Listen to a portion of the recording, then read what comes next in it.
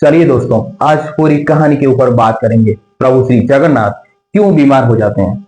एक पुरानी लोक कथा के अनुसार भगवान श्री जगन्नाथ जी के एक सबसे बड़े भक्त थे और उनका नाम था माधव दास जी।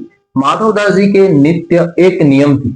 सुबह उठकर सबसे पहले स्नान करने के बाद वो प्रभु श्री जगन्नाथ जी के दर्शन के लिए श्री मंदिर में आ जाते हैं। जैसे ही मुख्य दरवाजा खुलता है तो वो सबसे पहले जाके अपने प्रभु श्री जगन्नाथ जी को प्रेम की आंखों से निहारते हैं। फिर प्रभु के दर्शन के बाद माधव दास जी घर जाते हैं और अपने अन्न प्रसाद ग्रहण करते हैं। फिर माधव दास जी के जीवन में एक बड़ी दिक्कत शुरू हो जाती है। दोस्तों, माधव दास जी बीमार पड़ जाते हैं और माधव दास जी के पास कोई नहीं थे उनके सेवा करने के लिए। लेकिन उनका नियमों के अनुसार वो दर्शन करने नहीं जा पा रहे थे, इसीलिए माधव दास जी अपना खाना छोड़ दिए। लेकिन दोस्तों, यहाँ से प्रभु श्री जगन्नाथ जी, वो तो भक्त वत्सल हैं, वो कहाँ रुकने वाले थे। एक छोटे बालक के भेष में माधव दास जी के घर पे आ जाते हैं और कहते हैं, बाबा आपका कौन है घर पे। लेकिन माधव दास जी के उत्तर आता है, माधव दास जी कहते हैं कि मेरे पास कोई नहीं है। फिर वो छोटे बालक बोलने लगता है कि बाबा मैं आपके पास कुछ दिन रह के आपकी सेवा कर सकता हूँ।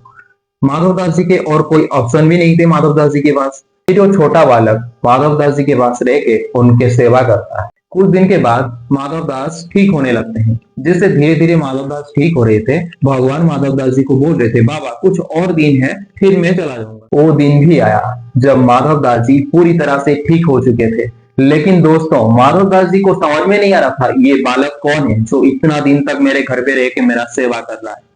लेकिन दोस्तों, फिर क्या होता है, माधव दास जी देखते हैं कि एक दिन वो बालक, जैसे वो ठीक हो जाते हैं, वो बालक पता नहीं कहाँ चला जाता है। दोस्तों, फिर माधव दास जी भागते हुए जगन्नाथ जी के मंदिर की ओर जाते हैं, क्योंकि वो बहुत दिन से प्रभु के दर्शन नहीं कर रहे थे। जब माधव दास जी प्रभु के सामने खड़े रहते हैं, क्या देखते हैं, भगवान जी की मूर्ति की जगह पे प्रभु श्री जगन्नाथ वही छोटे बालक के रूप में खड़े हुए रहते हैं और माधव दास जी से कहते हैं, माधव तुम्हारा कोई भी नियम भंग नहीं हुआ है, मैं तुम्हारे सामने था और तुम अन्न प्रसाद पा रहे थे। दोस्तों, फिर माधव दास जी रो पड़े और बोलने लगे, प्रभु जब आप पूरे विश्व ब्रह्मांड के स्वामी हो, आपके छूते ही तो मैं ठीक हो जाता, लेकिन आप मेरे को इतना बीमार में क्यों इतने दिन तक देखते रहे। फिर माधव दास जी को प्रभु श्री जगन्नाथ बोलते हैं, कहते हैं कि पिछले जन्म का कुछ प्रारब्ध था जो तुम्हें सहना था, बाकी का कुछ और प्रारब्ध जो तुम्हें आगे मिलने वाला था वो मैं अपने ऊपर ले लिया हूँ।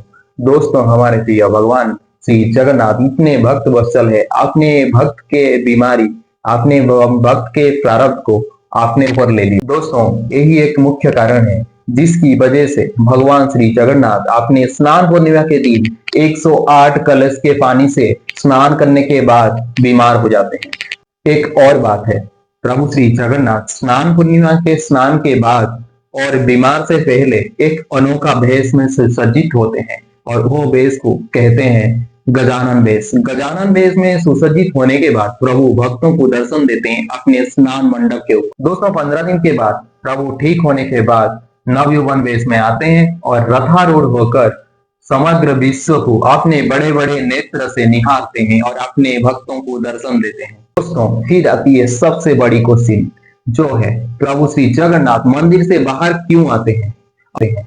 अगर आपको भी जानना है प्रभु श्री जगन्नाथ मंदिर से बाहर क्यों आते हैं, तो आप मेरे चैनल को सब्सक्राइब कर दीजिए और बेल आइकन को दबा दीजिए, लाइक करिए और अपने मित्रों के साथ शेयर करिए। दोस्तों, आपके परिवार के साथ आप हमेशा खुश रहो, इसी दुआ के साथ मैं इस वीडियो का एंड करता हूँ। जय जगन्नाथ।